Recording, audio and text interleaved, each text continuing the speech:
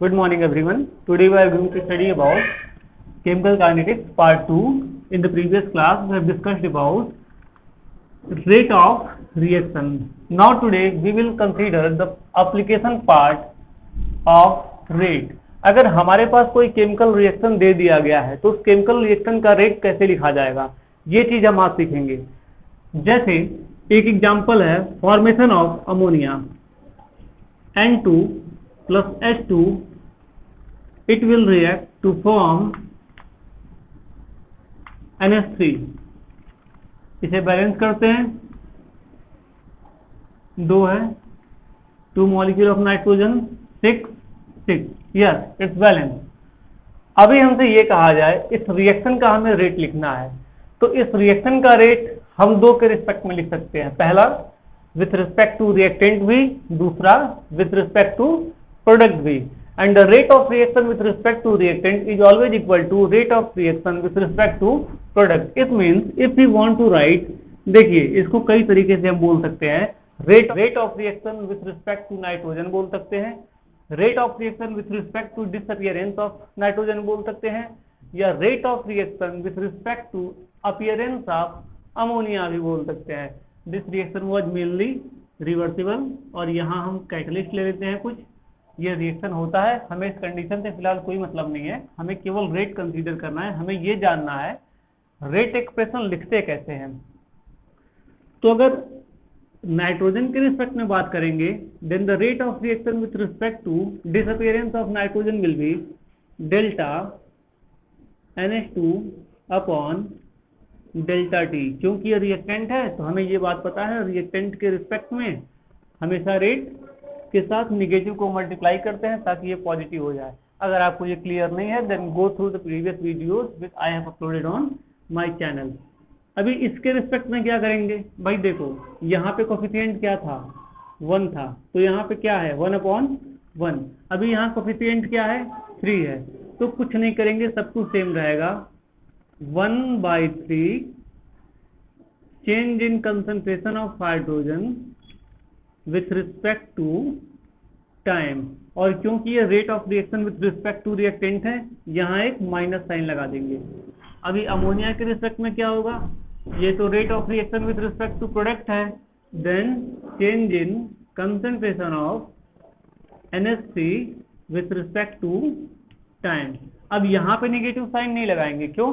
क्योंकि ये तो rate of reaction with respect to product है, और जब फाइनल माइनस इनिशियल करेंगे then it will be always positive. अभी सेम रिएक्शन का रेट ये भी है, उसी रिएक्शन का रेट ये भी है, उसी रिएक्शन का रेट ये भी है। तो भाई जब सेम रिएक्शन का सारा ये स्पीड है तो क्या स्पीड कभी अलग हो सकता है? Answer is no. यानी ये सारा क्या होगा, एक दूसरे के इक्वल होगा। It means we can say that rate of reaction is equal to minus delta NH2 upon delta T. This is further equal to minus 1/3 delta H2 divided by delta T, and which will be further equal to delta NH3 divided by delta T. हमें rate expression लिखना है तो इस reaction के लिए ये होगा। अभी एक और रिएक्शन लेते हैं, 2 मॉलिक्यूल ऑफ HI, ये डिसोसिएट होता है H2 प्लस I2 में। अभी देखो हमें क्या क्या लिखना है। Now we have to write rate of reaction with respect to reactant and rate of reaction with respect to product. अब इस रेट को किस किस टर्म में लिख सकते हैं ये देखिए। We can write rate of disappearance of HI, we can write rate of formation of H2, and we can also write rate of formation of I2, और ये सारे एक दूसरे के क्या होंगे, इक्वल होंगे। And each term will tell us about the rate of reaction. Now reactant के रिस्पेक्ट में रेट क्या होता है, हमेशा नेगेटिव होता है, तो I will take a minus sign.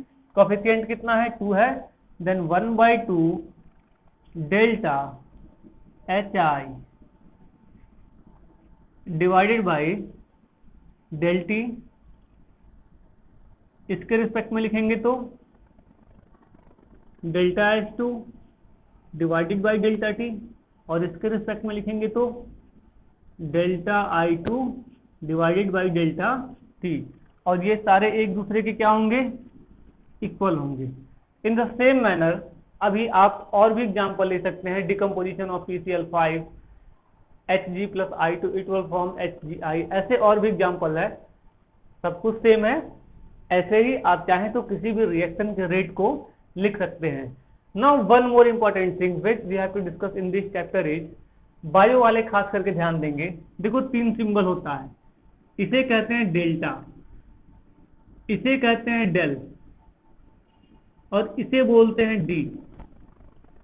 इन तीनों में फर्क क्या है ये जानना जरूरी है आपके लिए।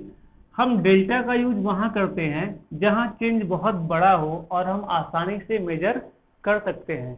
जैसे अभी ये चौक है मेरे पास,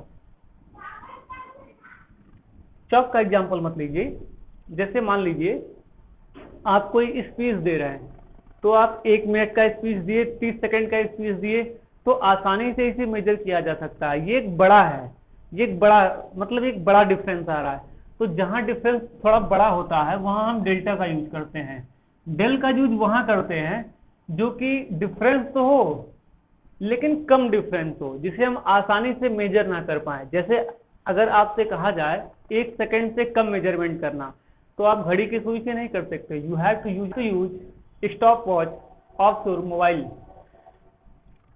तो अगर बहुत छोटा चेंज है तो इसको यूज करेंगे, लेकिन अगर चेंज इतना छोटा है जिसे मेजर ही नहीं किया जा सकता, जैसे 0.00001 सेकेंड, अगर इतने कम समय में कोई चेंज मेजर करना हो तो हमारे पास ये वाला सिंबल है। इसका मतलब बहुत ही स्मॉल चेंज जिसे मेजर ही नहीं कर सकते। इसका मतलब मेजर तो कर सकते हैं लेकिन आसानी से नहीं कर सकते। इसका मतलब हम आसानी से मेजर कर सकते हैं। Now these are the 3 symbols which we will use, और this symbol is used to represent instantaneous rate of a reaction. Now अगर instantaneous rate की बात करें तो किसी भी रिएक्शन का उस समय का रेट, जैसे किसी पर्टिकुलर टाइम पे हम रेट निकालना चाहें, जैसे मान लो ये रिएक्शन हो रहा है और हम आपसे कहते हैं किसी पर्टिकुलर टाइम पे इस रिएक्शन का रेट क्या होगा, then we will replace this delta by d and we will write d by d of hi by dt. I think it's clear now for today. Let's stop here.